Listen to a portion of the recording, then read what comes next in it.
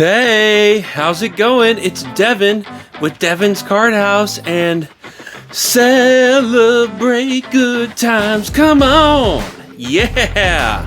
The magic market is booming. Isn't that crazy? The money, it just continues to flow into the Magic the Gathering market. And here we are.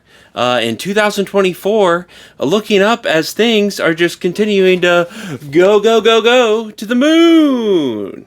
So I'm here to celebrate with you, here to celebrate these good times in 2024. And I thought it'd be a good idea to look back, because usually on a good investment or something like that, you want to have a, 5, 10 year, 20-year horizon. You want to, look in the future. What do you want where do you want to be 5 years from now? So I figured it'd be good to go look back at 2019, 5 years ago from 2024, right? I'm doing that math right. 5 years ago, where are we now with the magic market as this money continues to flow into the magic market, continues to pick things up?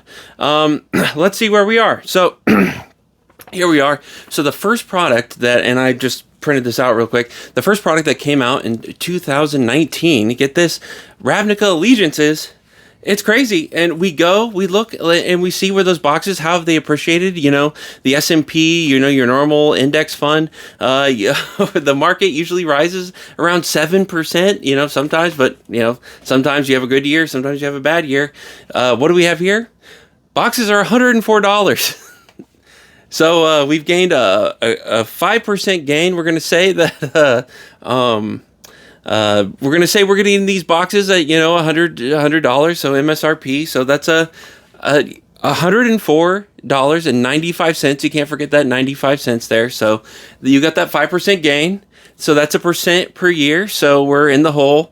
6% per year. But that's just one product from 2019. You have to diversify. So usually when Magic or you're buying into any sort of like a thing like this, you want to diversify. You don't want to just get all in on one thing. So if you had jumped all in on Ravnica Allegiances, you obviously would have lost out. So on those the other, you gained 5%. After taxes and fees. After you sold it, you might have lost more, but who knows on that. So the next product that came out were the Challenger decks from 2019. Where are they today? Let's look. They're at $90. I'm pretty sure the MSRP on these guys was $30 a piece. So if I'm doing my math correctly, so that's 30, 60. You guys know I have trouble adding up by 30. So 90, 120. So this is down 25% from MSRP, which should be going for like $120. It's going for 90. So you would have lost 30% of your investment there if you had got it in an MSRP. So maybe you got those distributor costs, but let's don't forget the opportunity loss that you've had in there. You could have spent your money somewhere else, but that's where we are now on that. So but like I said, diversify. So where we are, next product, War of the Spark. Where are we sitting here with War as the money continues to flow? Oh man, look at that year chart. That is just woo! That is straight down. That's not a good sign, but this isn't a trend. I don't think it's a trend here. Maybe it is. Maybe it is. $13. So if let's say you got it at that $100, if you were buying it for somebody else, maybe you got a good deal. You got it for $80, $88, $90. So you could be up $22, around there. If you got them for $60 somehow, then you'd be doing pretty good. But let's just say the average person probably got it around for $100. So you're looking at 12%. You got a 12% gain after 5 years. Oh, that chart. Look at that chart. Oh man, the boom continues. Okay, so but again, diversify. Next product, Modern Horizons. What are we looking at? It's $200. I'm pretty sure this is MSRP. I remember these boxes got down to 160 because I was buying them for 160 for a while. But honestly, look at that year graph. That's fantastic that we do have that trend heading straight down. The $200 here, so at MSRP. So 5 years, that would have netted you about zero. So about nothing there. So you should have just put your money in the S&P there, but don't worry. We got a lot to go here. This is 2019. This is you should have been diversified. If you didn't diversify, that's on you, okay? So let's continue looking at this booming magic market. Where are we at with the signature spellbook Gideon? $13. Wow. Yeah. Down $8 from its $20 MSRP. So if you would have got that, and and look at that chart again. Look at these charts are just, I don't know if I don't think that's a trend. Nah. But they're booming. I think somebody's about to scoop them up, and they're about to go up in value here soon. So so that's it. I think if you just hold on for another, I think next month we're going to be able to see if these Gideon Spellbooks have gone up where they should be. So right now you're looking at, what would that be? So if you're at 20 and then you go down to 13, it's not a 50%. You're at like a 40% loss there. Okay, so you only lost 40% on that one, but let's go to the next thing that came out 5 years ago for Magic the Gathering. Where are we at? We're at the Coret 2020, sitting at $97.99. Like I said, we're at $100 here for our MSRP, so we're another zero. Okay, but everybody's been talking. You know what? This is the talk of the town. The talk of the town. Woo! Commander 2019 Dockside Extortionist. I mean, where are we at here? We're sitting at $130. But I believe the MSRP, I mean, these guys usually they're about like $45. You can get them down to 35. So this would still, even if you got them all down to $35, you're still looking at 140, and this is like a pretty good deal. You're probably going to get these for 160. So you're looking at a $20 to $30 loss here. But you still have a Dockside Extortionist there, so that's great. But I hope you diversified. I'm sure you were in some of those other things that 5 years ago that were great. So next, of course, we have Throne of Eldraine. It's the huge hit. Everybody loved it. Everyone was excited for Throne of Eldraine. Where are we at? We're at $114, guys. Huge, 14%.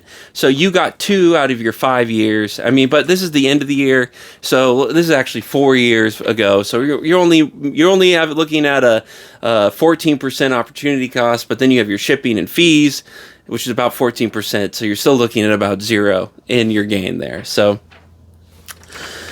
the boom continues with the final product of 2019, and god damn it, get this, Game Night 2019, $75. We got a winner. Winner chicken dinner. Here we go, $75 for Game Night.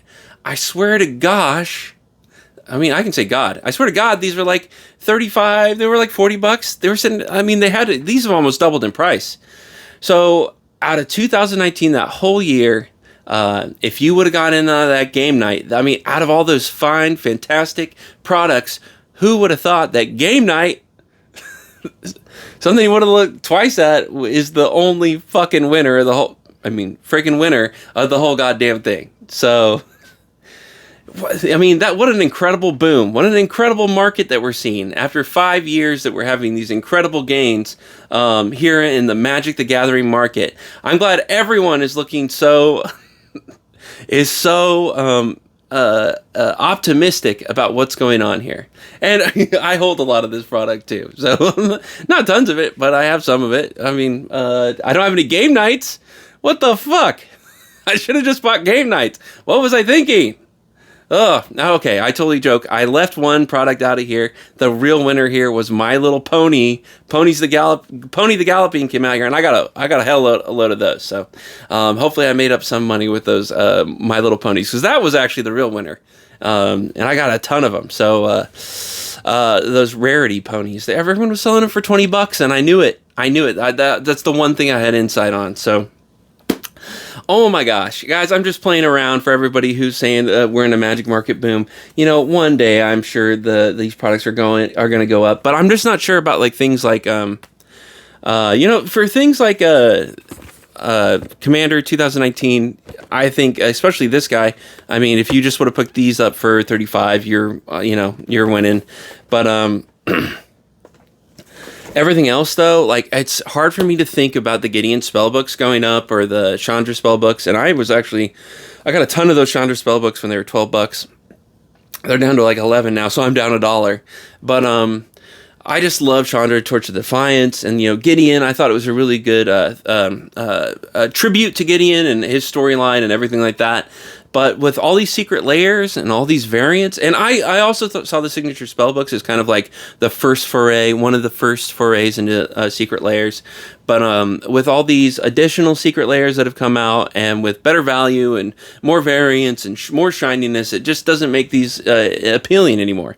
And I think the same actually goes for the booster boxes, the standard booster boxes, and everything, all that kind of stuff. Because I think it just, with all the extra variants and all the shininess and all the collectability put into the higher end products, and even as we go further on, like you think, especially from all these overprinted boxes that have came out in kind of this pandemic era, I just think they're going to be sitting flat for a long time, just because this new era that we've gone into is just so much more valuable. Like when you have serialized cards and Hatsugu chase cards and a lot of chase cards that have been put in that you can't get that back then. But then also at the same time, you can't get that back then, and then they're reprinting all the cards from back then so that these old products can't gain any value. So my whole point here is just saying that, like, the Magic market is taking off is kind of ridiculous, and that's my whole point in being like, markets, they're diverse, and there's all sorts of things, and we're always going to have something in a market that's going up, and then something in the market that's going down, and then something in the market that's going sideways. So we can't say that the Magic market is booming or whatnot. Of course, I do think some of these products eventually over time are going to pick up value. I'm just playing around and being an asshole kind of in that regard, but I don't know. I feel like it's going to be a tough time with these wizards finally getting their act together with, Wilds of Eldraine and Zendikar. I'm not Zendikar, Ixalan. And then now the signs of that they're getting their shit together for Ravnica Remastered. I think it's going to make it even harder for these older products. So you could say, like, things are going great over here, and then actually, are they going great? Like, only time's going to tell. 5 years from now, hopefully these new products are going to be a little more sought after than the 5 years ago. And where are these products going to be 10 years from now, after 5 years from now? We'll see where that goes. I don't have a lot of faith. I don't know. I feel like Magic is totally fine cannibalizing itself. They don't give a shit about eroding its value from its older products in order to pump up the new products. So, and that kind of doesn't help anything in the past. So, I don't know. I think it's hard to say where we are. I just don't, this new era doesn't suit me at all. So even if this stuff all pumps, like, I won't be there for it because I'm probably not going to get any of it. I'm not going to spend $250 on collector booster boxes and the draft boxes at this point. I don't know. Like, I just feel like so many people are placed more value on variants and the collector chase cards that, and this is kind of something I'm learning from Pokemon, that they're going to be more into those products than what I would consider like being valuable, which is playing with the draft box. So I don't know. We all learn things as we go. I'm just playing around, guys. But to say that the Magic market is booming right now is you can't say the market. I would say that current products are showing signs of Wizards of the Coast changing course. But does that mean things are booming? I don't know about that. I don't know. Until we start seeing the whole market or things in the past move, then I'm not going to say the market is moving. And I don't really see that changing here soon. But who knows? Anything can happen. So we'll see what happens we'll see what happens in a month. Maybe I'm wrong. Maybe these old products, and especially these guys, I mean, if anything, these 2019 with the Dockside, but then all the other decks are just with that, what was it? That reprint equity. Isn't that where that came from? That dude, it was at 2019 Commander decks. God, what is his name? But that guy's talking with the reprint equity in these decks. But anyways, that's it from me. I hope you all have a great night, and I'll talk to you later. Oh, I want to say thank you for my viewers. Thank you for my patrons. Thank you for my subscribers. If you like these videos, please feel free to subscribe. And I'll talk to you guys later. Have a great night. Okay, bye.